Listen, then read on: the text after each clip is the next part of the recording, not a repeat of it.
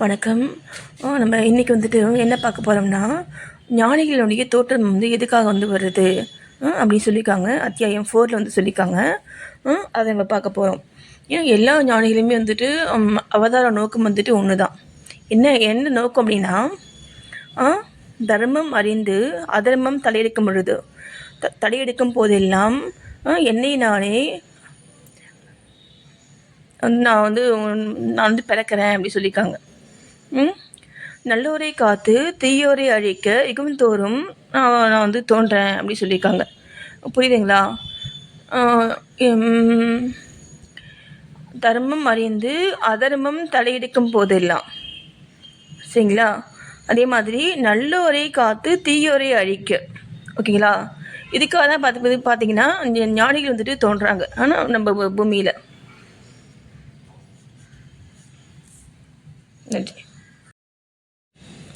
அதுக்கு வந்துட்டு எக்ஸாம்பிள் வந்து சொல்கிறாங்க. என்ன அப்படின்னா, இருமுறை பிறப்பவர்கள், அதாவது பிராமணர்கள், சத்திரியர்கள், வைசியர்கள், இவங்கெல்லாம் பார்த்தீங்கன்னா அவங்களுக்கு உண்டான கடமையை வந்துட்டு அவங்க வந்து செய்யாமல் வந்துட்டு இருக்கும் பொழுது, புரியுதுங்களா? பிராமணர்கள், சத்திரியர்கள், வைசியர்கள், இவங்க வந்து பார்த்தீங்கன்னா அந்தந்த குலத்தில் வந்துட்டு வந்தவங்க. அவங்க அந்த அந்த குலத்துக்கான கடமையை வந்து அவங்க செய்யணும். ஆனால் வந்து அந்த மாதிரி நடக்குதா? பிராமணர்களில் எத்தனை பேர் வந்துட்டு கோயில் வேலையை பார்க்குறாங்க, எல்லாம் வந்து படிச்சுட்டு வேறு ஃபீல்டு தான் போயிடுறாங்க. அதே அப்போது அந்த மாதிரி வந்துட்டு அந்த மாதிரி நடக்கும் பொழுது காசுக்காக தானே வந்துட்டு போகிறாங்க மற்ற ஃபீல்டுக்கு.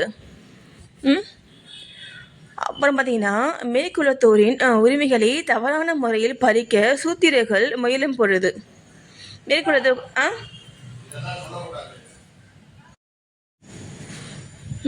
புரியுதுங்களா? மேற்குலத்தோர் அப்படின்னா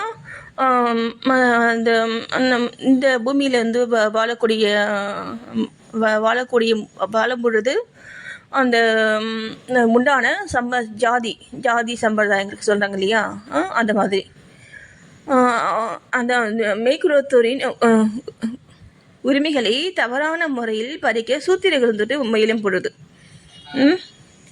சரிங்க, சொல்லலை. ஆன்ம ஞான போதகர்கள் மதிக்கப்படாமல் அவங்க வந்துட்டு ஆன்ம ஞான போதகர்கள்லாம் யார்? இந்த பிரசங்கம் செய்கிறாங்க இல்லைங்களா? அவங்க வந்துட்டு அவங்கள வந்துட்டு மதிக்காமல் எல்லாரும் பார்த்தீங்கன்னா நான் தான் பெரியவன் அப்படின்னு சொல்லும் பொழுது, அப்புறம் பார்த்தீங்கன்னா தடுக்கப்பட்ட ஆகாரதிகளையும் போதை தரும் குடிப்புகளையும் ஜனங்கள் வந்து சாப்பிடும் பொழுது, என்னது ட்ரிங்க்ஸ், அது வந்து இந்த பொதுமக்கள் வந்துட்டு அதை வந்து சாப்பிடும் பொழுதும், என்ன மதம் என்னும் போர்வையில் மக்கள் தகாத காரியங்கள் செய்யும் பொழுதும், பல்வேறு இனத்து மக்கள் தங்களுக்குள் சண்டையிட்டுக் கொள்ளும் பொழுதும், மறையவர் சந்தியாவந்தனம் மற்றும் தங்கள் மத பழக்க வழக்கங்களை செய்ய தவறும் பொழுதும். யார் மறையவர்கள்லாம்? யார்? அந்த இதில் சொல்கிறாங்க இல்லையா,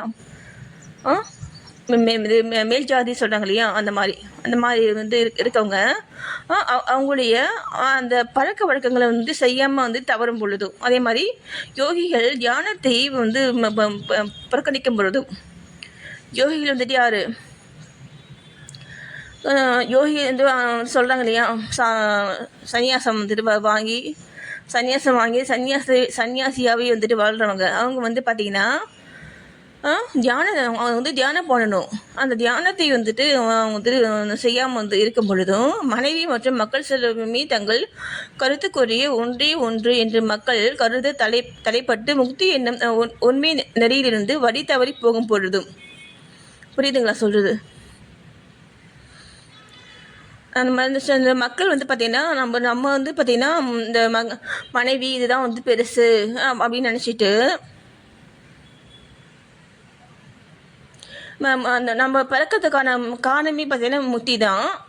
அதை வந்து நினைக்க கூட வந்து முடியாமல் மக்கள் வந்துட்டு இருக்கும் பொழுதும்,